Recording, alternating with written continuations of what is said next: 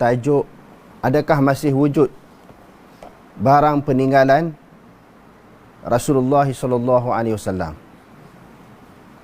Adakah zaman sekarang ni masih wujud barang peninggalan Rasulullah? Seperti apa kita kata, rambut Nabi ke, selipar Nabi, pedang Nabi, jubah Nabi, serban Nabi dan sebagainya. Jadi zaman kita sekarang ni adakah masih benda tu masih ada? Ataupun hilang ditelan zaman. Jadi bagi membahaskan tajuk yang kita ketengahkan tadi, jadi saya baca kitab At-Tabarruk Anwa'uhu wa Ahkamuhu. Kitab Tabarruk, dia kata maknanya cabang-cabangnya dan juga hukum hakamnya. Secara kesimpulan daripada hadis-hadis yang banyak dan juga hadis-hadis yang sahih, maka di sana ada keberkatan mengambil berkat. Mengambil berkat ni maknanya ada keberkatan bertabaruk, mengambil berkat barang peninggalan Nabi. Kalau benda tu memang ori lah, memang betul-betul itu suatu benda yang ditinggalkan oleh Nabi. Sebab para sahabat pun kalau kita baca dalam hadis-hadis, di antaranya hadis yang diriwayatkan oleh Imam Bukhari, memang mengambil berkat barang-barang yang dimiliki oleh Nabi SAW di zaman mereka. Bila mereka telah meninggal dunia, barang peninggalan Nabi itu pula diambil berkat oleh tabi'in. Zaman Rasulullah diambil oleh para sahabat. Bila Rasulullah wafat, maka barang yang ditinggalkan oleh Nabi diambil berkat oleh para sahabat. Bila sahabat wafat, barang peninggalan yang ditinggalkan oleh Nabi diambil berkat oleh golongan tabi'in. Tetapi isunya di sini, adakah barangan yang ditinggalkan oleh Nabi SAW yang menjadi kegunaan Nabi harian, maka masih wujud di zaman kita sekarang. Jadi bagi menjawab persoalan yang dibangkitkan tadi, maka saya baca kitab yang kita sebut tadi, At-Tabarruk. Kitab mengambil berkat, mengambil tabarruk. Hal yujad syai'un min athari Rasulillah sallallahu alaihi wasallam fil asril hadir. Dia kata adakah masih wujud sesuatu peninggalan Rasulullah sallallahu alaihi wasallam pada zaman sekarang ni? Sekarang ni ada ke tak ada lagi? Qabla al-ijabati an hadha as-su'ali uhibbu an unabbiha ala anna hukm at-tabarruki bi asari Rasulillah sallallahu alaihi wasallam baqin ala mashru'iyyatihi. Dia kata sebelum menjawab soalan yang dikemukakan tadi, masalah yang dibangkitkan tadi, dia kata pengarang kitab ini kata dia suka memberi peringatan bahawa hukum tabaruk ini dia kekal sampai bila-bila lah. Kalau benda tu memang ori, barang daripada Nabi.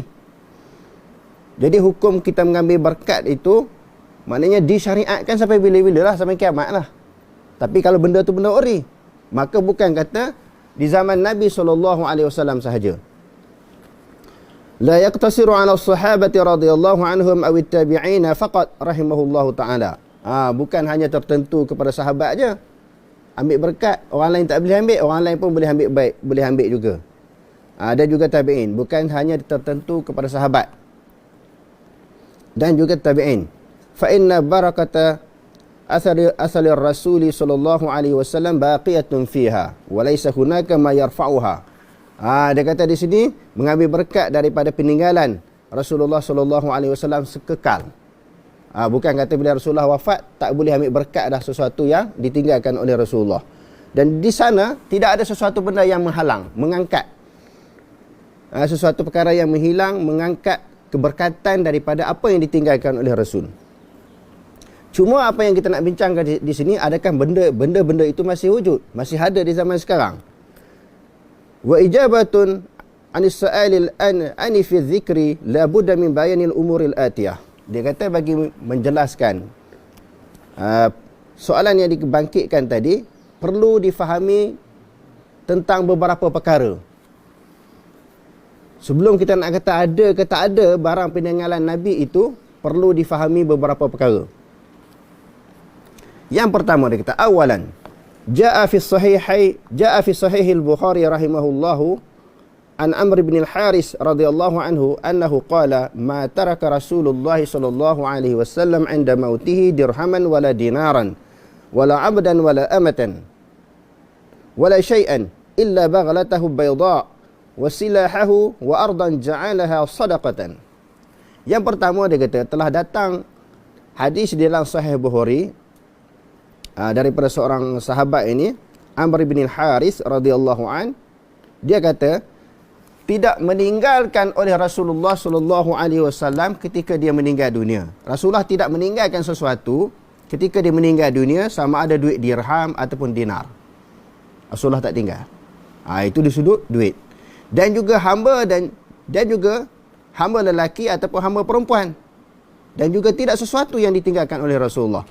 Melainkan dia kata bagal. Kenal tak bagal apa dia? Tak kenal? Rupa macam kaldai. Macam hima, bagal. Bagal yang putih, dia kata, dan juga senjatanya. Yang dia tinggalkan bagal. Lepas tu senjata. Dan juga bumi yang dijadikan sebagai sedekah. Maka Rasulullah ni kalau dia meninggalkan sesuatu perkara yang berbentuk harta benda, tidak diwarisi. Sebagaimana yang hadis di dalam Sahih Bukhari, nahnu ma'syaral anbiya'i la nuwarrithu ma tarakna sadaqah. Sesungguhnya kami para nabi tidak boleh mewarisi, dan apa yang kami tinggalkan dijadikan sedekah, iaitu harta itu milik Baitul Mal untuk diagihkan kepada rakyat yang memerlukannya. Para nabi dia tak sama sebagaimana manusia biasa. Manusia biasa, bila orang Islam, bila dia meninggal dunia, dia meninggalkan sesuatu peninggalan dia, wang ringgit, harta benda, tanah dan sebagainya, menjadi waris bagi pewaris. Menjadi harta peninggalan bagi pewaris. Para nabi tidak begitu. Apa yang ditinggalkan, sesuatu yang berbentuk harta benda, menjadi milik negara. Jadi, bila dah jadi milik negara, disimpan di Baitul Mal, maka diagihkan kepada asnaf, golongan yang memerlukan. Boleh faham? Kedudukan hukum kepada Nabi dalam masalah ini tidak sama. Apa yang Nabi tinggalkan yang diwarisi kepada umat ni apa dia? Adalah ilmu. Faman akhazahu bihazzin wafirin. Di dalam hadis yang sahih menyebut, siapa-siapa yang mengambil bahagian peninggalan ini, iaitu ilmu daripada Nabi SAW, dia telah mengambil satu bahagian yang cukup sempurna. Ilmu. Jadi hari yang kita duk kejar, duk pulun, duk tekun, duk cari apa yang ditinggalkan oleh Nabi, tidak lain dan tidak bukannya yang masih kekal, masih wujud zaman sekarang adalah ilmu, iaitu yang perlu kita mempelajari dan mendalami ilmu-ilmu yang berdasarkan kepada hadis Nabi SAW. Berdasarkan kepada hadis-hadis yang sahih. Okey. Wala syakka anna hadha yadullu ala qillati ma khallafahu Rasulullah sallallahu alaihi wasallam ba'da mautihi min adawatihi al-khassah. Dia kata tidak syak lagi bahawa di sini sesungguhnya ini dia kata menunjukkan sedikit sangat apa yang ditinggalkan oleh Rasulullah.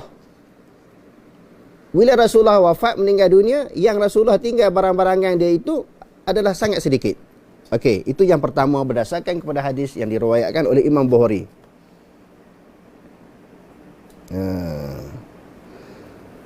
Hadis ini hadirin boleh tengok di dalam Kitabul Wasaya. Bab yang pertama. Okey? Dalam kitab Wasaya.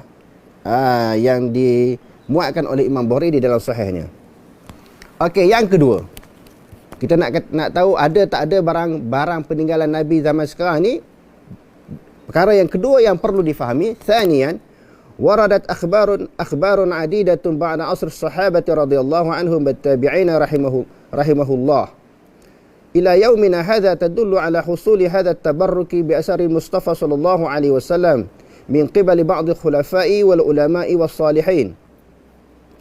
Dia kata banyaknya riwayat-riwayat, cerita-cerita selepas zaman sahabat dan juga tabi'in. Selepas zaman sahabat dan juga tabi'in ni, para khalifah dan juga orang-orang yang soleh mengambil berkat sesuatu yang ditinggalkan oleh Nabi. Wa in kana ba'du hadhihi al-akhbaru laisa sahihan. Walaupun cerita-cerita ni sebahagiannya tak sahih. Yang mana khalifah-khalifah ambil berkat barang peninggalan Nabi, sebahagiannya tidak sahih. Wa hadha bisababi dha'fi fi riwayatih. Ini kerana sebab lemahnya riwayat tersebut. Riwayat yang mengatakan khalifah dan juga ulama orang soleh ni ambil berkat, maka riwayat itu sama ada lemahnya di sudut riwayat, aw li'adami sihhati nisbatil athari dhatihi ila Rasulillah sallallahu alaihi wasallam wa hadzal aksar. Ataupun tidak sahih sesuatu benda yang dinisbahkan kepada Rasulullah. Yang pertama, riwayat itu maknanya tidak sahih. Banyak riwayat-riwayat yang kata ulama dulu-dulu, khalifah dulu-dulu, orang soleh yang dulu-dulu ambil berkat barang peninggalan Nabi. Sebahagian riwayat-riwayat itu tidak sahih. Yang keduanya, masalah barangan itu tidak sahih. Tadi riwayat, maknanya cerita, maklumat. Banyaknya tidak sahih. Yang keduanya, barangan peninggalan itu sama ada ianya confirm ori yang datang daripada Nabi. Yang ni banyak berlaku. Benda itu tidak sahih. Barang yang betul-betul asli daripada Nabi SAW. Ini banyak dia kata. Okey, yang ketiga. Thalithan. Subutu fuqdani, kita boleh baca fuqdan ataupun fiqdan. Subutu fuqdani al-kathiri min athari Rasul sallallahu alaihi wasallam ala maddal ayami wal qurun. Dia kata sabitnya kehilangan banyak daripada barang peninggalan Nabi sallallahu alaihi wasallam kerana berlalu masa yang panjang. Sekarang ni berapa tahun dah setelah Nabi wafat? 1400 tahun lebih dah. 1000 tahun lebih. 1000 tahun lebih, bukan 10 tahun. 20 tahun, 100 tahun, 200 tahun, 1000 tahun lebih. Macam mana nak pastikan benda tu memang confirm barang asli yang dimiliki oleh Nabi? Dia kata berlalu masa yang panjang. Bisababil dhaya'i awil hurubi wal fitani wa ghairi dhalik. Dengan sebab orang, sebahagian sebabnya menyebabkan dia jadi hilang, dipersia-siakan. Susah nak cari orang yang jaga barang Nabi. Ataupun sebab berlakunya peperangan, berlakunya fitnah, perbalahan daripada kalangan umat Islam setelah Nabi wafat. Termasuklah daripada sebahagian kecil daripada sahabat. Zaman tabi'in berlaku lagi peperangan. Jadi barang tu siapa yang simpan? Nak cari yang betul-betul ori, asli, itu ianya adalah merupakan barangan yang ditinggalkan oleh Nabi. Dia kata dengan sebab berlalunya masa yang panjang, ataupun barangan itu dipersia-siakan, ataupun berlaku peperangan dan juga fitnah dan selain daripadanya. Wa minal amsilati ala hadza ma yati. Dia kata contoh-contoh yang demikian itu, dia kata seperti berikut. Yang pertama, jaa fi sahihai Bukhari wal Muslimin an Ibnu Umar radhiyallahu anhuma annahu qala. Contoh-contohnya dia kata yang pertama, telah datang hadis yang diriwayatkan daripada Bukhari dan Muslim daripada Ibnu Umar radhiyallahu anhuma annahu qala, Ibnu Umar kata, ittakhadha Rasulullah sallallahu alaihi wasallam khataman min wariqin fakana fi yadihi summa kana fi yadi Abi Bakrin summa fi yadi Umar summa kana fi yadi Uthman hatta waqa'a minhu fi bi'ri Aris naqshuhu Muhammadur Rasulullah. Hadis sahih Bukhari Muslim pula menceritakan Rasulullah telah mengambil, maknanya cincin yang dibuat daripada perak.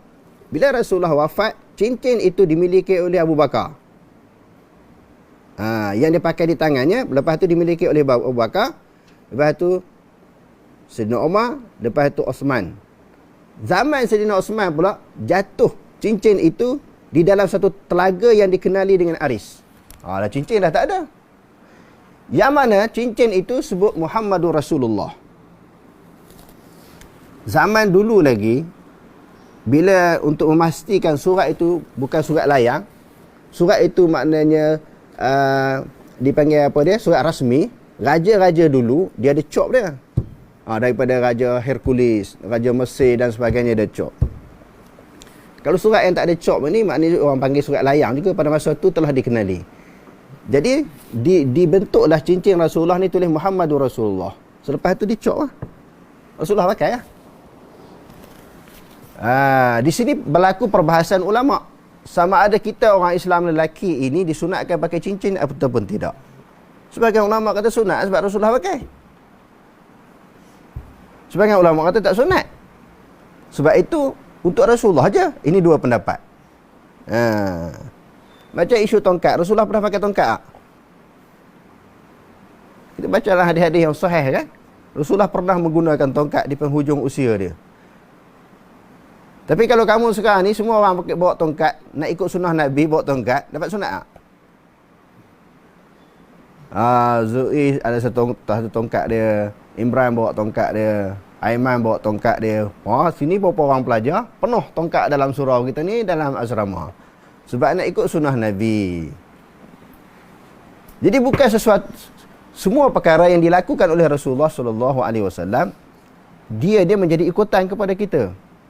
Contohnya tongkat ni bila kita tua boleh dah kita pakai tongkat. Rasulullah pakai tongkat di penghujung usia dia. Kalau orang tua pernah tengok orang tua pakai tongkat kan, kalau dia nak berjalan dengan semata-mata menggunakan kaki, dia tidak mampu, tidak ada kekuatan. Perlu dibantu dengan tongkat. Rasulullah pun begitulah ketika penghujung usia dia. Di antara sebab yang kedua Rasulullah guna tongkat ni, bila dia duduk, pinggang dan lutut dia sakit, ketika dia qada hajat, maka ditekan dengan tongkat itu untuk bangun. Dia ada tujuannya. Yang ketiga, dijadikan sutrah. Bila bermusafir di padang pasir, di tanah lapang, nak semayang, dia letakkan sutrah. Kan hadis-hadis sutrah kita telah pelajari. Sunat dia letakkan sutrah, sesuatu benda di hadapan kita, untuk memberitahu bahawa di bawah daripada sutrah itu, maka ada orang semayang. Bila orang lalu di atas pada sutrah, tidak menjadi satu kesalahan. Jadi kalau kita yang muda-muda, yang sihat-sihat ni, tak perlu pakai tongkat. Cuma kalau sakit kaki, patah kaki, orang tak guna tongkat tu, orang guna tongkat yang tak kat bawah ketiak tu kan. Orang guna yang tu lah. Taklah guna tongkat sebagaimana tongkat yang digunakan oleh orang tua-tua. Okey, kembali kepada isu ini, masalah pakai cincin khilaf ulama. Khilaf ulama. Jadi sebahagiannya kita tak sunat, tidak ada keperluan. Pendapat yang pertama kata Rasulullah pakai, dia pakai, menunjukkan sunat jugalah, bagi melahirkan kecintaan kepada Rasulullah. Okey. Yang kedua, fuqdanu burdati wa qadib wal qadibi fi akhir ad-dawlati Abbasiyah hina ahraqahum at-tattaru 'inda ghazwihin li Baghdad. Dia kata hilangnya barangan Rasulullah tadi, kalau cincin, maka jatuh dalam telaga di zaman Sayyidina Uthman. Bila Rasulullah wafat, dimiliki oleh Abu Bakar, Sayyidina Abu Bakar, Sayyidina Umar, lepas tu Sayyidina Uthman. Jatuh pula dalam telaga. Cincin dah hilang. Kalau sekarang ni orang nak ini cincin Rasulullah, tak boleh pakai. Tak boleh diterima. Ini cincin Rasulullah kena cium, ambil berkat, tak ada. Benda tu dah hilang. Yang keduanya maknanya kain selimut dan juga tongkat. Ini pun hilang zaman Abbasiyah. Di dalam pemerintahan Abbasiyah yang telah membakar keduanya oleh kerajaan Tatar pada tahun 656 Hijrah. Kalau nak cari tongkat Rasulullah dah tak ada. Nak cari kain selendang, kain selimut Rasulullah pun ataupun kain selendang pun dah tak ada. Dibakar oleh Tatar. Ini berdasarkan kepada kajian sejarah. Ini boleh tengok perbahasan yang lanjut dalam perkara, dalam masalah ataupun peninggalan seperti Burdah dan Qadib ini di dalam kitab Al-Atharun Nabawiyah. Dalam kitab tu boleh rujuk. Okey, yang ketiga. Sebelum itu, Ibnu Katsir kata, qala al-Imam Ibnu Katsir rahimahullahu taala wa qad tawarasa Banu Abbas fi burdatil khalfa min salaf wa kana al-khalifatu yalbisuha yaum al-'aidi ala katifai. Ibnu Katsir kata mewarisilah oleh maknanya Banu Abbas burdah Nabi, maknanya kain selendang Nabi. Lalu khalifah pakailah wa ya'khudhu qadiba al-mansuba ilaihi salawatullahi wa salamuhu fi ihda yadaihi. Batu pula pakai tongkat pula. Salah satu daripada tangan khalifah dia pegang tongkat. Tongkat Nabi. Fa yakhruju wa alaihi sakinatu wal waqaru ma yusda'u bihil qulubu wa yabharu bihil absar. Jadi bila khalifah pakai selendang Nabi, dia pegang tongkat Nabi, rasa lahirlah ketenangan, tawaduk, rasa hormat. Sebab ni hak Nabi punya ni. Hak Nabi punya. Okey. Ketika burdah ataupun tongkat Nabi masih ada. Tadi dah kita sebut dah dalam riwayat yang dilaporkan oleh Bukhari dan Muslim, maka tongkat itu tidak ada lagi. Dan juga cincin. Yang ketiga, zihabun na'alain yunsabani ila Nabi sallallahu alaihi wasallam fi fitnati Taimurlan. Ini Taimurlan, ini nama kepada satu qaryah di Damsyik. Mungkin orang sana boleh sebut dengan tuturan dengan bahasa yang betul. Sebab tulis macam tu kadang-kadang kita baca boleh jadi tak betul. Macam ramai orang pergi ke Batu Kurau, pergi melawat satu tempat yang tulisnya macam mana? SEMPENIH. Kamu baca macam mana? Semua baca sempenih. Maknanya tuturan yang betul, kalau kamu dengar orang Batu Kurau bercakap sempenih, dia bukan sempenih. Walaupun tulis macam tu. Jadi di sudut nama tempat, kita kena dengar orang tu sebut macam mana. Itu baru sebutan yang betul. Tengok Firdah pun asal dia, mak dia orang Batu Kurau sebut tak betul. Mak dia orang Batu Kurau sebut sempenih juga. Dia tak sebut sempenih. Begitulah apa-apa bahasa pun kena kita dengar daripada sebutan orang dia. Okey. Bila berlaku suatu fitnah di Damsyik, di satu tempat yang dinamakan Taimurlan di Damsyik pada tahun 803 Hijrah. 803 Hijrah. Wa min al-asbabi aidan li fiqdan al-athar an-nabawiyyah wasiyatun. Okey, habis ya. Yang ketiga. Dan juga dengan sebab hilangnya peninggalan-peninggalan Nabi itu, dia kata wasiyatu ba'di man andahu syai'un minha an yukfana fiha in kana libasan kama taqaddama qariban fi hadis Sahl bin Sa'd radhiyallahu anhu au yusi bi an yudfana ma'ahu ba'da mautih. Dan sebab hilangnya barangan Nabi ini, sesiapa yang memiliki, orang-orang yang memiliki barangan tersebut, dia wasiat. Orang-orang yang memiliki barangan Nabi ini, dia wasiat. Kalau aku mati besok, sama ada barangan ini dikafankan dengan kain kafan aku, ataupun dikebumikan bersama dengan aku. Dia nak ambil berkat tu, barangan peninggalan Rasulullah, dikafankan ataupun dikebumikan berserta dengan dia. Yakni orang-orang yang masih memelihara, menjaga barang peninggalan Nabi. Jadi bila dia dah tanam, dikafankan ataupun bertanam dengan dia, hilang lagi. Apa-apa dah proses tu. Dengan sebab hilangnya, berlaku peperangannya, diwasiatkan supaya barang tu tanam bersama dengan dia, makin lama makin hilang, makin lama makin hilang. Nak tinggal apa? Okey.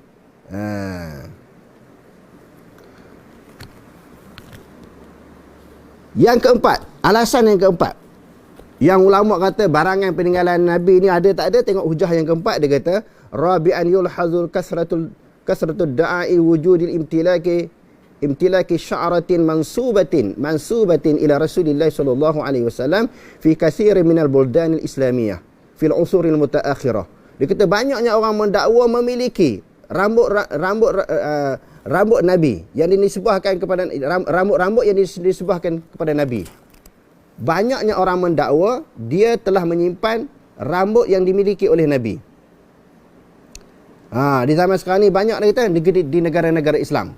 Fil usuril mutaakhirah, maknanya di zaman-zaman akhir ni. Orang mengaku negeri ni Saudi pun ada. Saudi ada. Saudi tu kalau dia mengaku adalah, maknanya kita kata logiknya. Sebab Rasulullah memang berada di sana. Lahir di Mekah, maknanya wafat di Madinah. Tapi Turki mengaku ada, di Pakistan mengaku ada, Sudan, negara-negara lain pun mengaku ada. Tengok. Hatta qila inna fil Konstantiniyah wahdaha 43 sya'ratan. Konstantiniyah ni pun, Konstantinopel, dia kata dia menyimpan, negara tersebut menyimpan 43 helaian rambut Rasulullah. 43 yang tinggal. Kemudian dihadiahkan summa uhdiya minha 25. Kemudian dihadiahkan 25 helaian rambut Rasulullah wa baqiya sama niyata asyara. Yang tinggalnya rambut Rasulullah ini di sana ada 18 helaian. Okey. Jadi 18 tu pula, siapa yang pelihara tu pula? Siapa yang ambil pula nak jaga sampai zaman kita sekarang ni?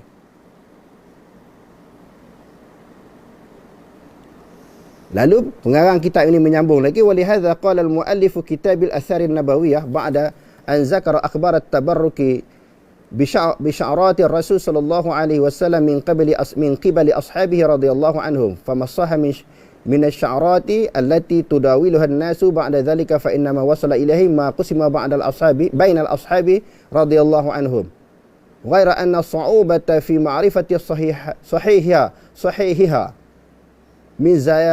min zaifiha. Dia kata bila zaman sahabat pun dah bagi dah. Bila Rasulullah wafat, mereka kalau ada tinggal rambut Rasulullah tu, mereka membahagikan antara mereka. Zaman sekarang ni sukar untuk kita pastikan bahawa itu memang rambut Rasulullah. Dan adakah masa Rasulullah meninggal dunia, siapa tolong cukur rambut Rasulullah ni? Cukur rambut Rasulullah, janggut Rasulullah untuk dibahagikan, tak berlaku kan? Kok pun jatuh secara kebetulan ketika memandikan jenazah. Siapa pula yang pergi cukur rambut Rasulullah ni, nak simpan ni, nak ambil berkat ni? Tak ada. Maka kalau jatuh tu pun secara kebetulan. Yang itulah dijaga betul-betul. Tapi kalau zaman sekarang ni nak pastikan barangan tu memang asli. Kalau kata rambut Rasulullah, memang sukar untuk dipastikan.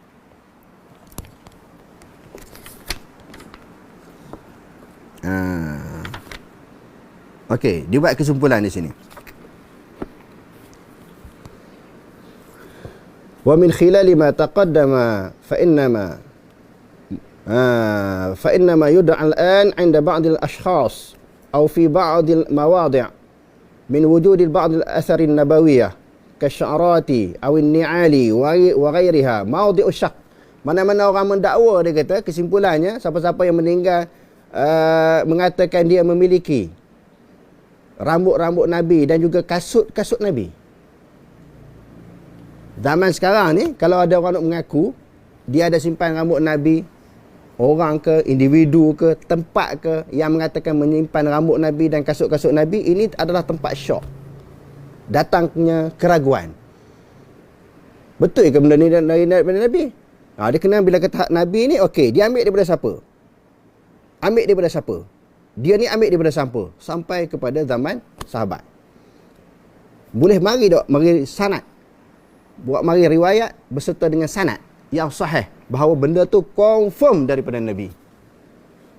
Semua tak boleh buat mari sanad tentang barangan itu adalah peninggalan Nabi. Fa yahtaju fi isbati sihhati nisbatihi ila Rasulullah sallallahu alaihi wasallam ila burhanin qati'. Kena buat mari suatu hujah yang terang, yang jelas, untuk menisbahkan sesuatu itu memang daripada Rasulullah. Yazilu syakkul warid, untuk menghilangkan syak yang datang. Walakin aina zalik, itu bagaimana yang demikian itu? Bagaimana nak pastikan benda tu confirm daripada Nabi? Jadi kesimpulannya, berdasarkan kepada kajian ahli sejarah, para ulama-ulama yang mengkaji di dalam masalah ini, yang telah membedah siasat di dalam isu ini, maka tak ada barangan yang ditinggalkan oleh Rasulullah sallallahu alaihi wasallam, dah tak ada. Jangan siapa-siapa duk dakwa lah. Kalau bagi dia memang tak ada. Macam kasut, berapa lama boleh tahan kasut? Selipar kan? Capal, boleh tahan lama mana? Okey, perbahasan yang kedua. Bila dah tak ada, cuma tinggal lakaran, replika. Adakah lakaran replika ini boleh mendapat adanya kelebihan? Ada fadilatnya untuk ditabaruk?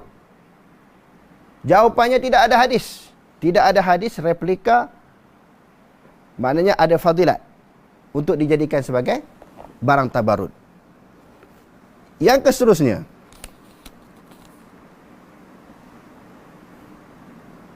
adakah menjadi syirik meletakkan lakaran replika di depan sembahyang? Duk jadi isu sehari dua ni. Adakah terus menjadi syirik? Letakkan lambang capal di depan, lepas tu kita sembahyang. Jadi murtad terus kan? Jadi tidak. Sebab itu orang Islam kita yang berpegang kepada ahli sunnah wal jamaah untuk mengeluarkan, menganggap, mendakwa saudara muslim kita bila buat sesuatu perkara yang kita tak setuju, terus dijatuh kepada syirik. Tidak. Kerana di dalam Sahih Bukhari, sikit lagi kita akan habis. Di dalam Sahih Bukhari, di dalam kitab Shalah, tajuk yang ke-51, babun man shalla wa qaddamahu tanur aw narun aw syai'un mimma yu'badu fa arada bihillah. Imam Bukhari meletakkan satu tajuk. Bab dia kata seseorang yang sembahyang di hadapannya dapur. Dapur kayu yang orang buat apa dia masak roti. Orang Arab, Pakistan, India masak roti dengan tanur kan. Dapur masak. Ataupun sesuatu di depan dia.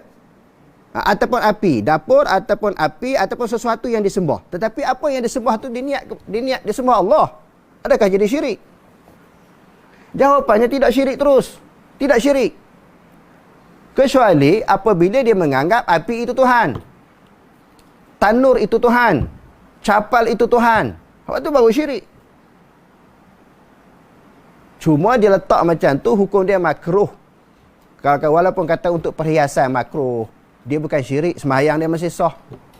Kadang-kadang orang terlajak, ada di kalangan sahabat-sahabat kita kadang-kadang terlajak, terlanjur, terlepas cakap, ni sembahyang tak sah. Ini dah murtad. Jangan terlalu mudah untuk mengkafirkan orang, mengeluarkan saudara Islam kita daripada akidah Islamiah.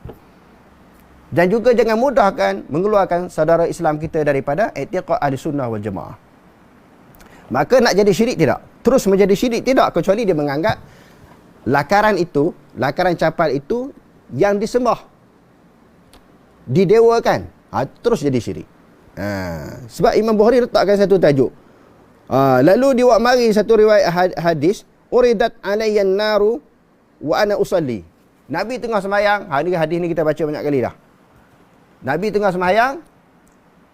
sembahyang gerhana matahari, Allah Ta'ala perlihatkan api neraka. Tengah Nabi sembahyang.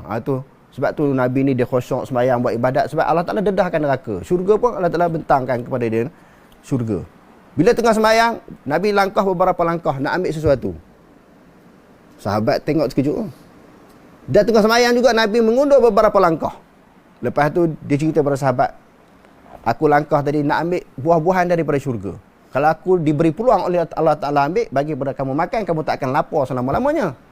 Sebab apa aku mengundur? Sebab dibentangkan kepada aku api, iaitu api neraka. Jadi Imam Bukhari letak tajuk, orang yang sembahyang di depannya api. Sebab Rasulullah sembahyang di depannya api.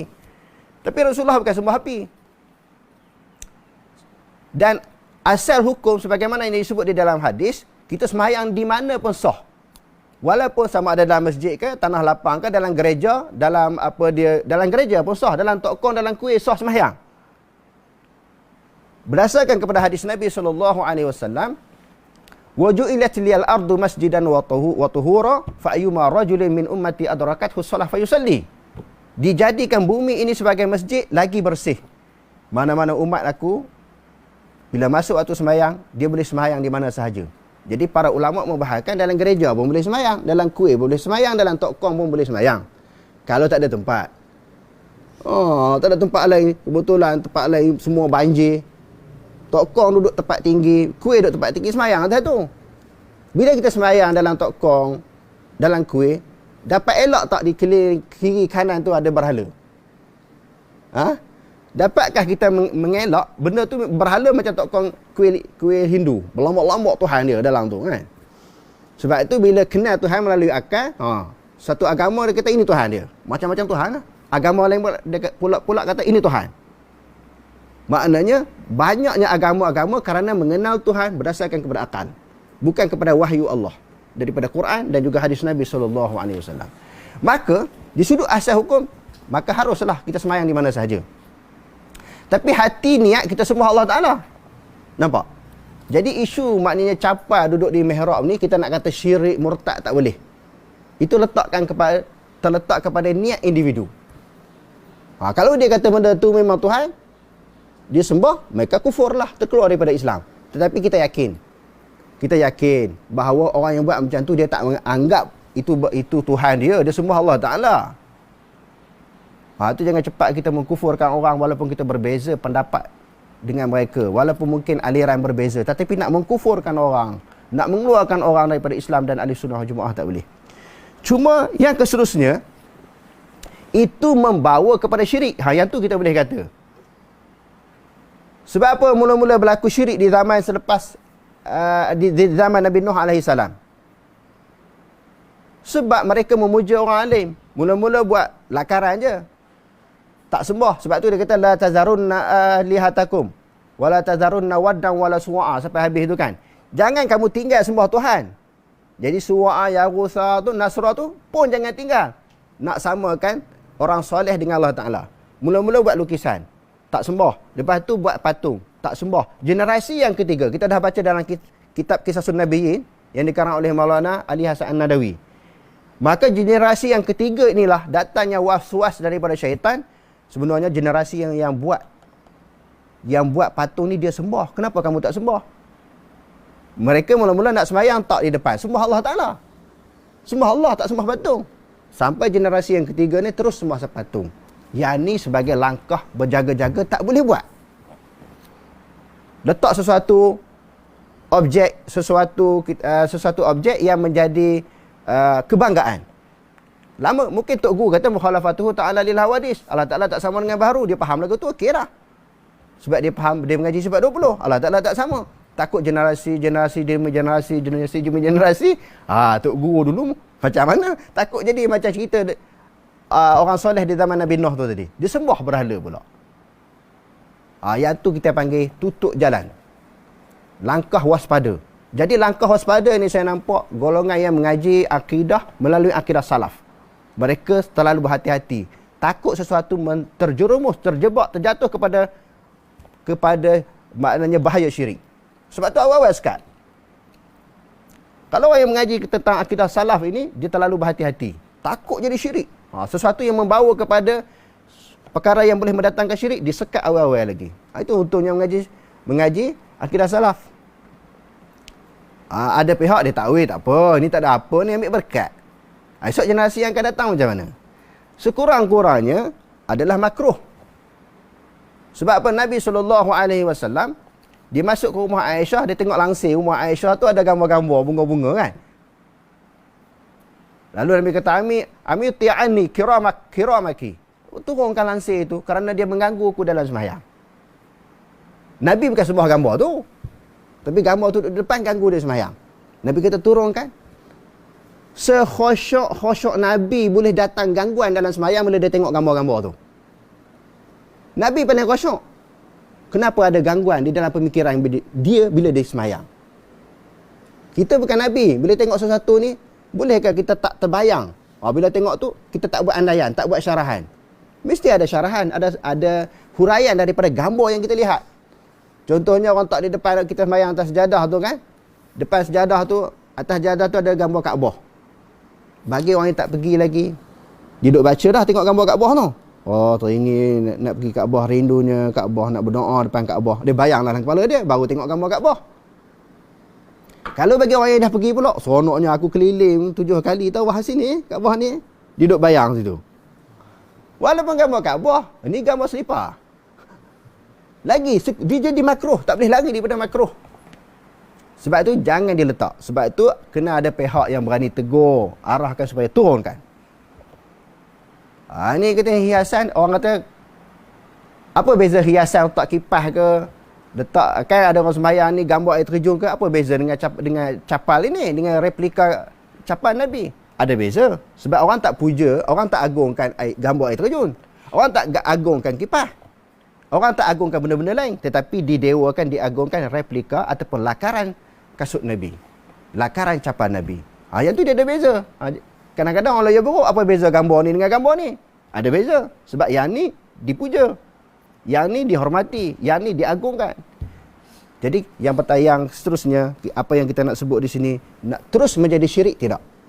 Kecuali atas niat orang tu, dia sembah, dia kata, dia semayang ni memang dia sembah replika tu. Tu syirik.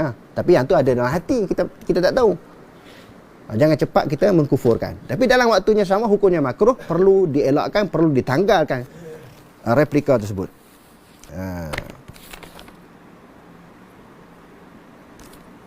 Okey. Itulah sedikit sebanyak perbahasan, perbentangan tentang apa yang kita sebutkan tadi. Adakah masih wujud barangan peninggalan Nabi SAW di masa sekarang? Jawapannya dah tak ada. Yang keduanya, ada tak keberkatan daripada apa kita kata tadi, lakaran ataupun replika? Tak ada keberkatan. Dan orang nak sebut disandarkan kepada karangan Maulana Zakaria akan Dahlawi ataupun Kan Dahlawi. Sebenarnya ini tidak boleh menjadi hujah sebab dia bukan hadis. Nak tahu fadilat dan kelebihan mesti datang daripada hadis. Kalau Nabi tak cerita, replika ini boleh menjadi satu fadilat, ambil tabaruk, kita jangan pandai-pandai. Siapa individu pun yang hebat ke, yang alim ke, kalau dia kata ada fadilat, hadis kata tak ada fadilat, kita pegang hadis Nabi. Kita abaikan pandangan orang. Dan yang seterusnya, orang kata kadang-kadang individu yang tertentu jadi bila pegang lakaran tu, itu secara kebetulan. Pegang maknanya lakaran capal Nabi. Orang kata orang susah nak qada hajat kan. Masuk dalam tandas tu senang keluar. Lepas tu baru ni pula ada viral pula.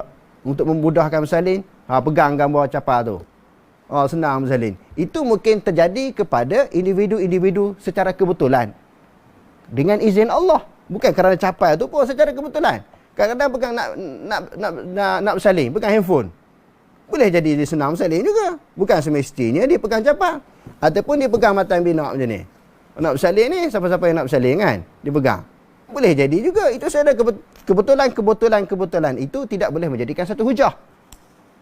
Nak dapat sesuatu kelebihan, kebaikan, menghilangkan sesuatu masalah kerusingan, pegang gambar capal. Tak. Dia tidak ada fadilat. Fadilat ini mesti datang daripada Nabi SAW. Bukan datang maklumat itu daripada orang selain daripada Nabi. Wallahu alam. Aqulu qali hadza wastaghfirullahal azim wa lakum. Wassalamu alaikum warahmatullahi taala wabarakatuh.